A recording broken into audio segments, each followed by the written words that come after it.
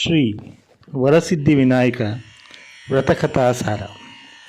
ಪೂರ್ವದಲ್ಲಿ ನೈಮಿಷಾರಣ್ಯದೊಳು ತಪವಂಗೈಯುತ್ತಲಿದ್ದ ಮುನಿಗಳೆಲ್ಲರೂ ಒಟ್ಟಾಗಿ ಒಂದೆಡೆಯಲ್ಲಿ ಸೇರಿದವರಾಗಿ ಪ್ರಪಂಚದಲ್ಲಿ ಜನರಿಗೆ ಪ್ರಾರಂಭದಲ್ಲಿಯೇ ಬರತಕ್ಕ ತೊಂದರೆಗಳು ಪರಿಹಾರವಾಗುವುದು ಹೇಗೆ ಎಂಬ ವಿಚಾರಕ್ಕೂ, ನಿರ್ವಿಘ್ನವಾಗಿ ತಮ್ಮ ತಮ್ಮ ಕೆಲಸಗಳನ್ನು ನೆರವೇರಿಸಿಕೊಳ್ಳುವುದಕ್ಕೂ, ಅಧಿಕ ಹಣವನ್ನು ಸಂಪಾದಿಸುವುದಕ್ಕೂ, ಪುತ್ರ ಪೌತ್ರಾದಿಗಳ ಅಭಿವೃದ್ಧಿಗೂ, ಒಬ್ಬೊಬ್ಬರಿಗೆ ಒದಗುವ ಶತ್ರುಭಾವವು ಹೊರಟು ಹೋಗುವುದಕ್ಕೂ ಸಹಾಯವನ್ನು ಉಂಟು ಮಾಡುವ ವ್ರತವಾವುದು ಎಂದು ಆಲೋಚಿಸಲು ಉದ್ಯುಕ್ತರಾದರು.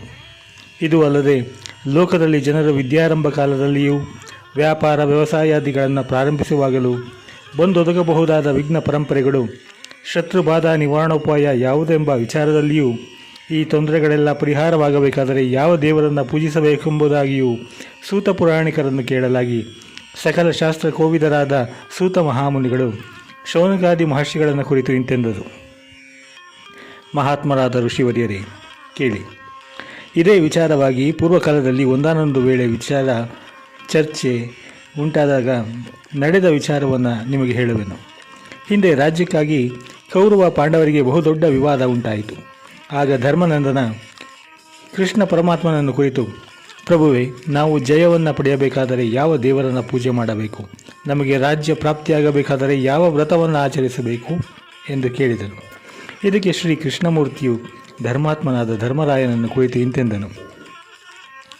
ವರ್ಷಂ ಪ್ರತಿಯಲ್ಲಿಯೂ ಭಾದ್ರಪದ ಮಾಸದಲ್ಲಿ ಶುದ್ಧ ಚೌತಿಯ ದಿನ ವರಸಿದ್ಧಿ ವಿನಾಯಕ ಸ್ವಾಮಿಯನ್ನು ಆರಾಧಿಸಬೇಕು. ಅಥವಾ ಜನರಿಗೆ ಭಕ್ತಿಯುಂಟಾದಾಗ ಯಾವಾಗಲಾದರೂ ಪೂಜಿಸಬಹುದು. ಆ ಪೂಜೆಯ ದಿನ ಬೆಳಗ್ಗೆ ಬಿಳಿಯ ಎಳ್ಳಿನ ಎಣ್ಣೆಯಿಂದ ಅಭ್ಯಂಜನ ಸ್ನಾನವನ್ನು ಮಾಡಬೇಕು. ಶುದ್ಧ ವಸ್ತ್ರಗಳನ್ನು ಧರಿಸಿ ಶುದ್ಧಾತ್ಮರಾಗಿ ಗಣಪತಿಯನ್ನು ಪೂಜಿಸಬೇಕು.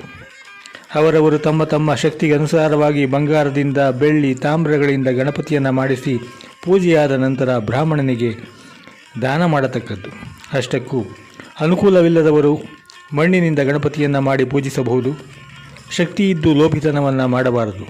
ಆ ಗಣಪತಿಯು ಏಕದಂತನು, ಮೊರದಂತೆ ಅಗಲವಾದ ಕಿವಿಗಳನ್ನು ಉಳ್ಳವನು, ಚತುರ್ಭುಜಗಳಿಂದ ಕೂಡಿದ, ಒಂದು ಕೈಯಿಂದ ಪಾಶವನ್ನು, ಮತ್ತೊಂದು ಕೈಯಿಂದ ಅಂಕುಶವನ್ನು, ಬೇರೊಂದು ಕೈಯಲ್ಲಿ ಕಡುಬನ್ನು, ಇನ್ನೊಂದು ಕರದಿಂದ ಅಭಯ ಮುದ್ರೆಯನ್ನು ಉಂಟಾಗಿರುವಂತೆ ಮಾಡಬೇಕು. ಈ ರೀತಿ ಇರಬೇಕು. ಈ ರೀತಿಯಾಗಿರತಕ್ಕ ವಿನಾಯಕ ಸ್ವಾಮಿಯನ್ನು ಉತ್ತಮೋತ್ತಮವಾದ ಭಕ್ತಿಯಿಂದ ಆರಾಧಿಸಬೇಕು. ಪಂಚಾಮೃತ ಸ್ನಾನವನ್ನು ಮೊದಲು ಮಾಡಿ ಆ ಬಳಿಕ ಗಂಧವನ್ನು ಗಣಾಧಿಪನಿಗೆಂದು, ಒಳ್ಳೆಯ ಹೂಗಳನ್ನು ವಿನಾಯಕ ಸ್ವಾಮಿಗೆಂಬುದಾಗಿಯೂ, ಉಮಾಸುತನಿಗೆ ಧೂಪವೆಂದು, ರುದ್ರಪ್ರಿಯನಿಗೆ ದೀಪವೆಂಬುದಾಗಿಯೂ, ವಿಘ್ನನಾಶಕನಿಗೆ ನೈವೇದ್ಯವೆಂತಲೂ ಪೂಜಿಸಬೇಕು. ಆಮೇಲೆ 21 ಗರಿಗೆಯ ದಳಗಳನ್ನು ತೆಗೆದುಕೊಂಡು ಅದಕ್ಕೆ ಗಂಧವನ್ನು ಬಳಿದು ಗಣಾಧಿಪ, ಉಮಾಪುತ್ರ, ಅಘನಾಶನ, ವಿನಾಯಕ, ಈಶಪುತ್ರ, ಸರ್ವಸಿದ್ಧಿಪ್ರದ, ಏಕದಂತ, ಇಭವಕ್ತ್ರ, ಮೂಷಕವಾಹನ, ಕುಮಾರಗುರು ಎಂಬ ಈ ಪ್ರತಿಯೊಂದು ಹೆಸರನ್ನು ಹೇಳುತ್ತಾ ಪ್ರತಿ ನಾಮಕ್ಕೂ 2 ಗರಿಕೆಗಳನ್ನು ಅರ್ಪಿಸಬೇಕು. ಅನಂತರ 21 ಕಡುಬುಗಳನ್ನು ದೇವರಿಗೆ ನೈವೇದ್ಯ ಮಾಡಬೇಕು. ನಂತರ ಅವುಗಳಲ್ಲಿ 10 ಕಡುಬುಗಳನ್ನು ಬ್ರಾಹ್ಮಣರಿಗೆ ದಕ್ಷಿಣೆ ಸಹಿತವಾಗಿ ದಾನ ಮಾಡಬೇಕು. ಉಳಿದಿದ್ದಲ್ಲಿ ತನಗಾಗಿ 10 ಇಟ್ಟುಕೊಳ್ಳಬೇಕು. ಮಿಕ್ಕ 1 ಕಡುಬನ್ನು ಗಣಪತಿಗೆ ಸಮರ್ಪಣೆಯನ್ನು ಮಾಡತಕ್ಕದ್ದು. ಅನಂತರ ಯಥಾಶಕ್ತಿಯಿಂದ ಬ್ರಾಹ್ಮಣ ಸುವಾಸಿನಿಯರನ್ನು ಭೂರಿ ದಕ್ಷಿಣೆಗಳಿಂದ, ಮೃಷ್ಟಾನ್ನ ಪಾನಗಳಿಂದಲೂ ತೃಪ್ತಿಪಡಿಸಬೇಕು. ಬಳಿಕ ತಾನು ತೈಲವರ್ಜಿತವಾದ ಪದಾರ್ಥವನ್ನು ಭುಜಿಸಬೇಕು. ಊಟವಾಗುವುದಕ್ಕೆ ಮುಂಚೆಯೇ ತನ್ನ ಇಷ್ಟ ದೇವತಾರಾಧನೆಯನ್ನು ಮಾಡಿ ನಿತ್ಯ ಕರ್ಮಗಳನ್ನೆಲ್ಲ ತೀರಿಸಿಕೊಂಡಿರಬೇಕು. ಈ ರೀತಿಯಾಗಿ ಗಣಪತಿಯನ್ನು ನೀನು ಪೂಜಿಸಬೇಕು. ನೀನು ಯುದ್ಧದಲ್ಲಿ ಜಯಶಾಲಿಯಾಗುತ್ತೆ. ನಿನ್ನ ರಾಜ್ಯವು ನಿನಗುಂಟಾಗುತ್ತದೆ.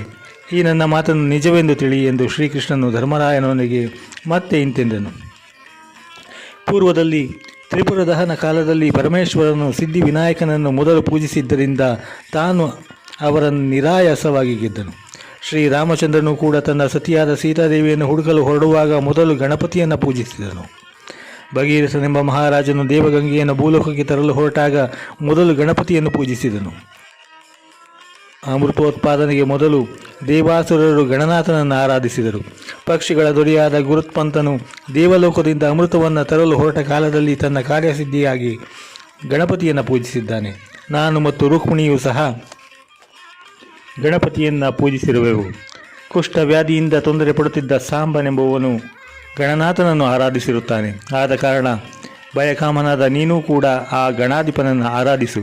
ನಿನ್ನ ಶತ್ರುಗಳಿಂದ ಉಂಟಾಗುವ ಬಾಧೆಯೆಲ್ಲವೂ ಆ ದೇವನಿಂದ ಪರಿಹಾರವಾಗುತ್ತದೆ. ಇದು ನಿರ್ವಿಚಾರಕವಾದದ್ದು. ಹೀಗೆಂದು ಶ್ರೀಕೃಷ್ಣನು ಹೇಳಿದನು.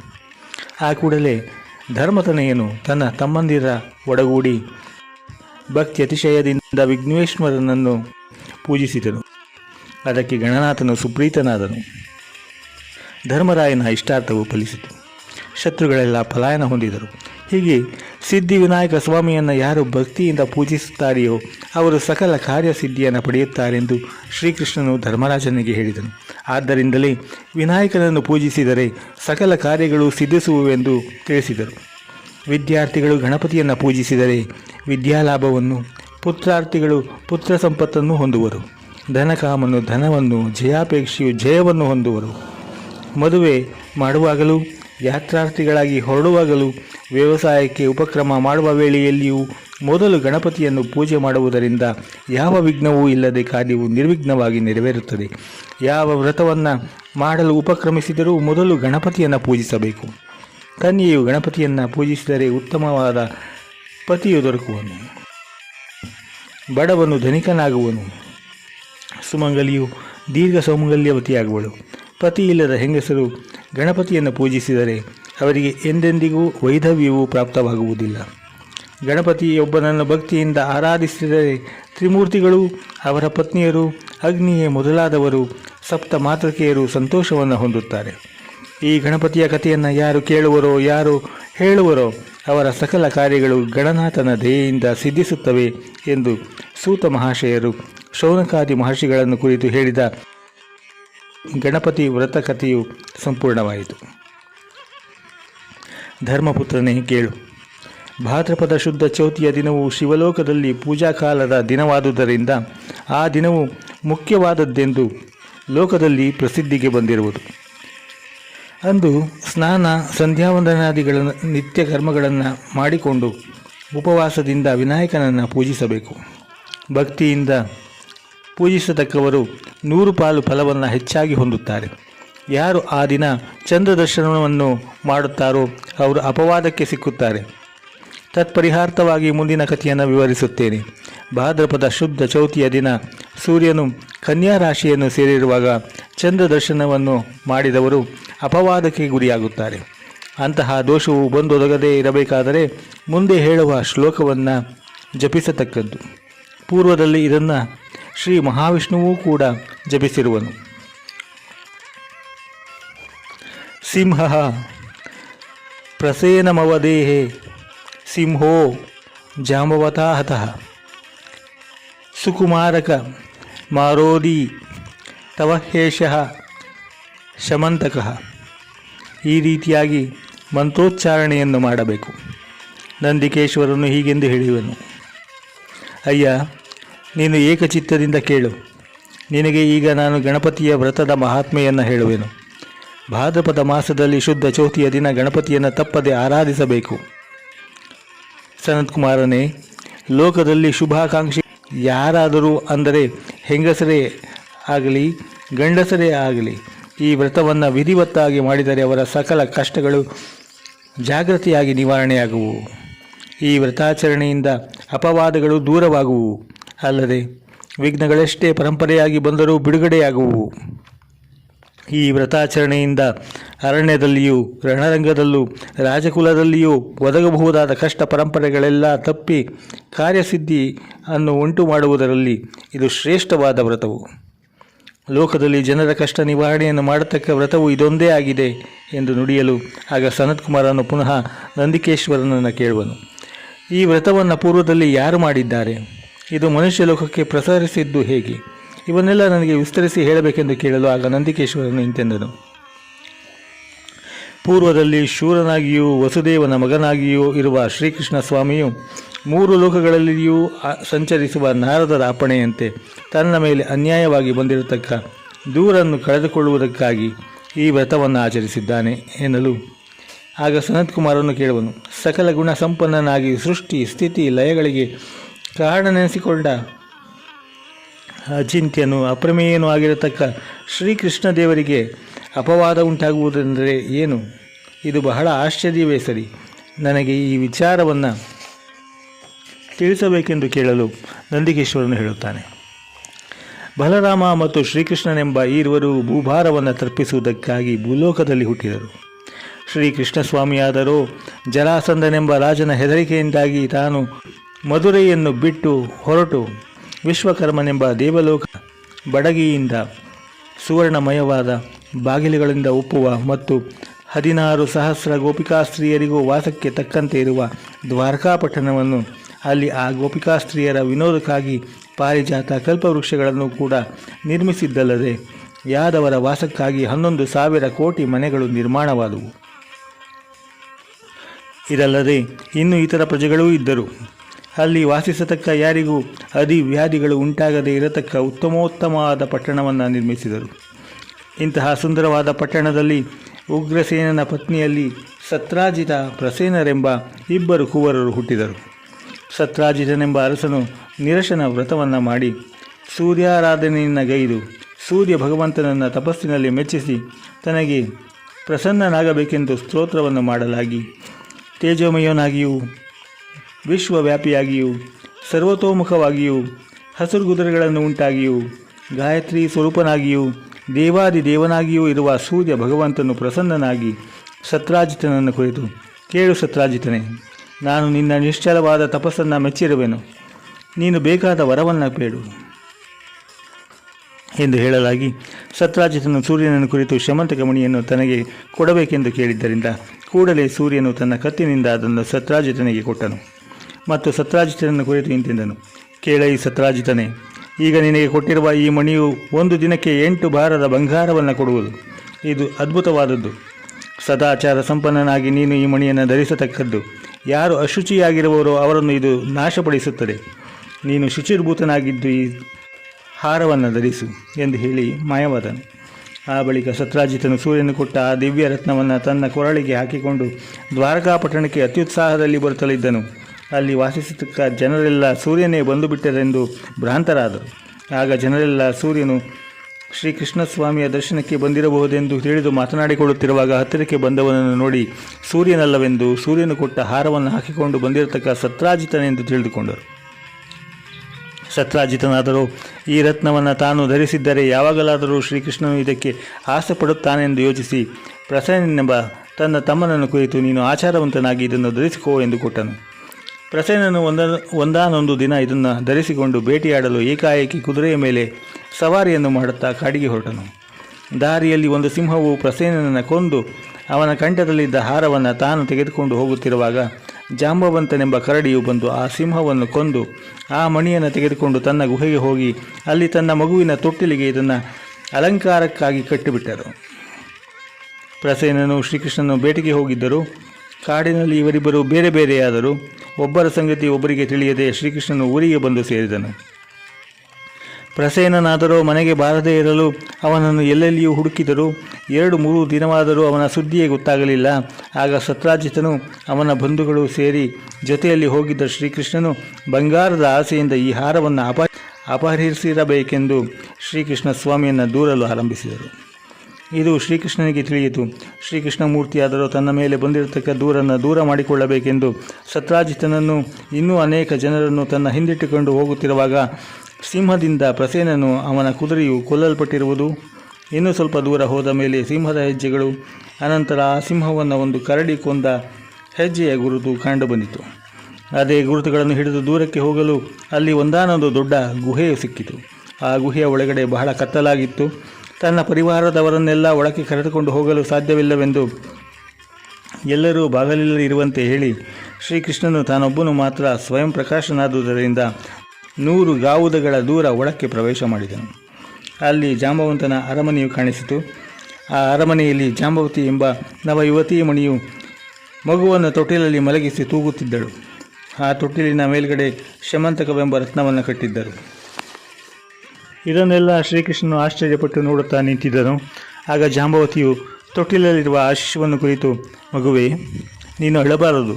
ಈ ರತ್ನವನ್ನು ನೋಡು, ಎಷ್ಟು ಚೆನ್ನಾಗಿದೆ. ಇದು ಪ್ರಸೇನನ ಕೊರಳಿನಲ್ಲಿ ಇತ್ತು. ಸಿಂಹದಿಂದ ಕಿತ್ತುಕೊಳ್ಳಲ್ಪಟ್ಟಾಗ ನಮ್ಮ ತಂದೆಯು ಆ ಸಿಂಹವನ್ನು ಕೊಂದು ತೆಗೆದುಕೊಂಡು ಬಂದು ಈಗ ನಿನ್ನ ತೊಟ್ಟಿಲಿಗೆ ಕಟ್ಟಿದ್ದಾನೆ.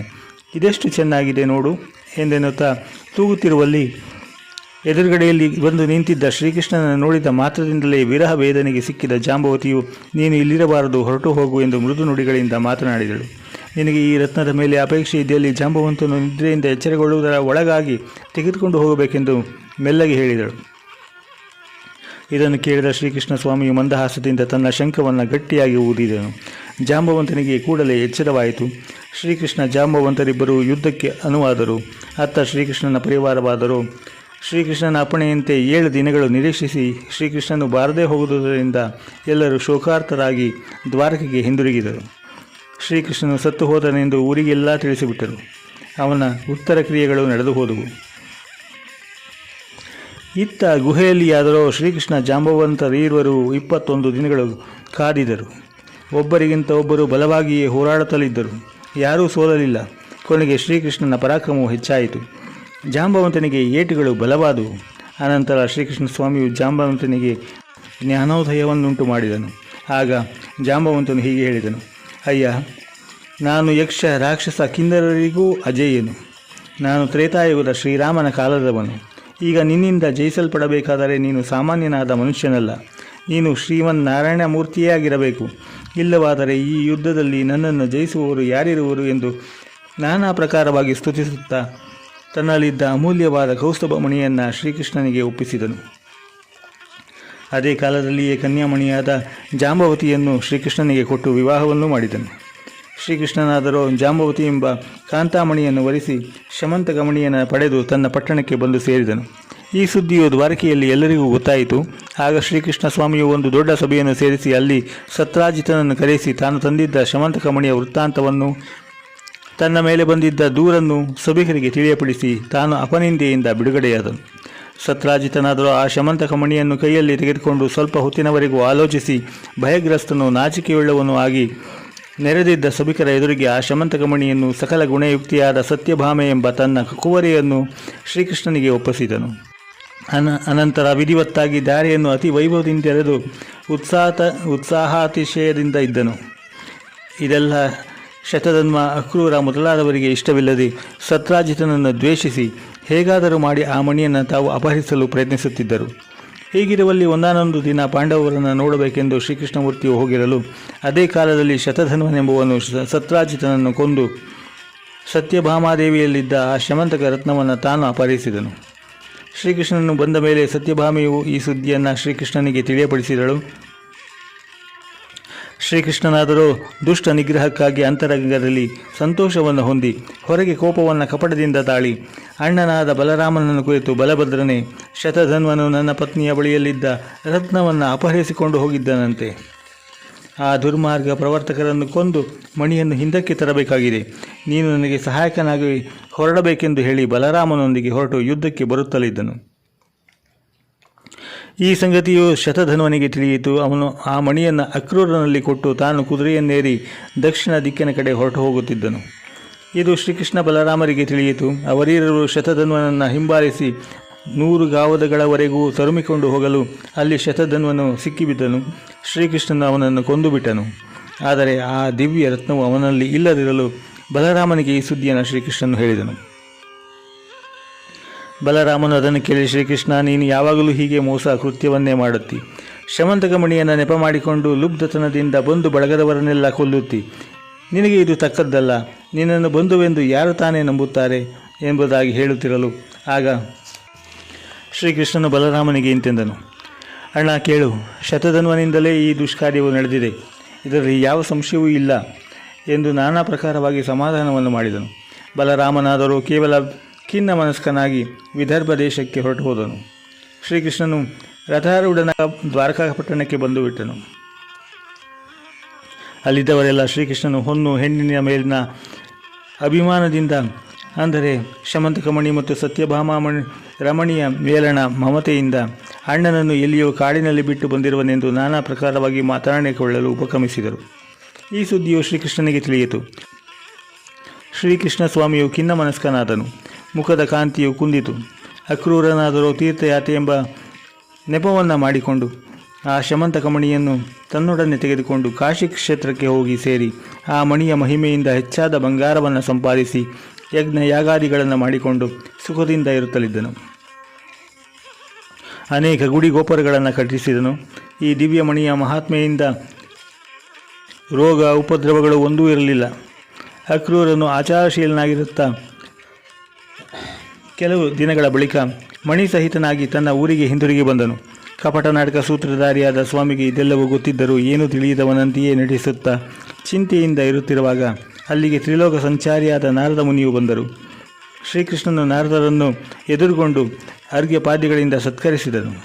ಆಗ ನಾರದನಾದರೂ, ಶ್ರೀಕೃಷ್ಣ, ನೀನು ಯಾಕೆ ಹೀಗೆ ವ್ಯಸನ ಪಡುತ್ತಿರುವೆ? ಇದರ ಕಾರಣವನ್ನು ನನಗೆ ತಿಳಿಸು ಎಂದು ಕೇಳಲು ಶಮಂತಕ ರತ್ನದಿಂದ ತನಗೆ ಬಂದ ಅಪವಾದವನ್ನೆಲ್ಲ ವಿಸ್ತಾರವಾಗಿ ಹೇಳಿದನು. ಆಗ ನಾರದರು ಹೇಳ್ತಾರೆ, ಕೃಷ್ಣ, ಈ ವಿಚಾರವೆಲ್ಲ ನನಗೆ ಚೆನ್ನಾಗಿ ಗೊತ್ತುಂಟು. ನೀನು ಭಾದ್ರಪದ ಮಾಸದಲ್ಲಿ ಶುದ್ಧ ಚೌತಿಯ ದಿನ ಚಂದ್ರ ದರ್ಶನವನ್ನು ಮಾಡಿರುವೆ. ಆದ್ದರಿಂದ ನಿನಗೆ ಇಂತಹ ವ್ಯರ್ಥವಾದ ಅಪನಿಂದೆ ಉಂಟಾಯಿತು ಎಂದರು. ಆಗ ಶ್ರೀಕೃಷ್ಣನು, ನಾರದರೇ, ಚತುರ್ಥಿಯ ಚಂದ್ರ ದರ್ಶನವು ಯಾತಕ್ಕೆ ಕೂಡದು? ಬಿದಿಗೆಯ ಚಂದ್ರ ದರ್ಶನವನ್ನು ಯಾತಕ್ಕೆ ಮಾಡಬೇಕು ಎಂದು ಪ್ರಶ್ನೆ ಮಾಡಲಾಗಿ ನಾರದರು ಇಂತೆಂದರು. ಪೂರ್ವದಲ್ಲಿ ಚಂದ್ರನು ತಾನು ರೂಪವಂತನೆಂದು ಗರ್ವಿಸಿ ಮೆರೆಯುತ್ತಿರಲು ಅದನ್ನು ಗಣಪತಿಯು ನೋಡಿ ಶಾಪವನ್ನು ಕೊಟ್ಟನು. ಅಂದಿನಿಂದ ಚೌತಿಯ ಚಂದ್ರನನ್ನು ಯಾರು ನೋಡುತ್ತಾರೆಯೋ ಅವರು ವ್ಯರ್ಥವಾದ ದೋಷಕ್ಕೆ ಗುರಿಯಾಗುತ್ತಾರೆ ಎಂದು ಹೇಳಲು ವಿಘ್ನೇಶ್ವರನಿಂದ ಚಂದ್ರನಿಗೆ ಶಾಪ ಬಂದ ಕಥೆಯನ್ನು ಸವಿಸ್ತಾರವಾಗಿ ಹೇಳಬೇಕೆಂದು ಕೇಳಲು ಆಗ ನಾರದರು ಶ್ರೀಕೃಷ್ಣ ಸ್ವಾಮಿಯನ್ನು ಕುರಿತು ಇಂತೆಂದರು. ಪೂರ್ವದಲ್ಲಿ ಲೋಕನಾಯಕನಾದ ಪರಮೇಶ್ವರನು ತನ್ನ ಕುಮಾರನಾದ ಗಣಪತಿಯನ್ನು ಪ್ರಮಥ ಗಣಗಳಿಗೆ ನಾಯಕನನ್ನಾಗಿ ಮಾಡಲು ಉದ್ಯುಕ್ತನಾದನು. ಅಲ್ಲಿ ಬ್ರಹ್ಮಾದಿ ಸಕಲ ದೇವತೆಗಳು ನೆರೆದಿದ್ದರು. ಅಲ್ಲಿ ಈ ಗಣನಾಥನಿಗೆ ಅಣಿಮಾದ್ಯಷ್ಟ ಸಿದ್ಧಿಗಳನ್ನು ಕೊಟ್ಟು ಮದುವೆಯಾಯಿತು. ಆ ಕಾಲದಲ್ಲಿ ಗಣಪತಿಯನ್ನು ಬ್ರಹ್ಮನು ಸ್ತುತಿಸುವನು. ಓ ಗಜಮುಖನೇ, ಪ್ರಮಥಾಧಿಪತಿಯೇ, ಲಂಬೋದರನೇ, ವಿಘ್ನೇಶ್ವರನೇ, ನಿನಗೆ ಕಡುಬುಗಳನ್ನು ಸಮರ್ಪಿಸಿ ಯಾರು ಪೂಜೆ ಮಾಡುತ್ತಾರೆಯೋ ಅವರ ಕೆಲಸಗಳನ್ನೆಲ್ಲ ನೀನು ನಿರ್ವಿಘ್ನವಾಗಿ ನೆರವೇರಿಸುತ್ತೀ. ಇದಕ್ಕೆ ಅನುಮಾನವಿಲ್ಲವು. ನಿನ್ನನ್ನು ಪೂಜೆ ಮಾಡದಿರತಕ್ಕವರು ದೇವತೆಗಳಾಗಲಿ ದಾನವರಾಗಲಿ ತ್ರಿಮೂರ್ತಿಗಳಾದಾಗ್ಯೂ ಅನೇಕ ಕಲ್ಪಾಂತರಗಳ ಪರ್ಯಂತ ಪ್ರಯತ್ನಿಸಿದರೂ ಫಲವನ್ನು ಪಡೆಯಲಾರರು.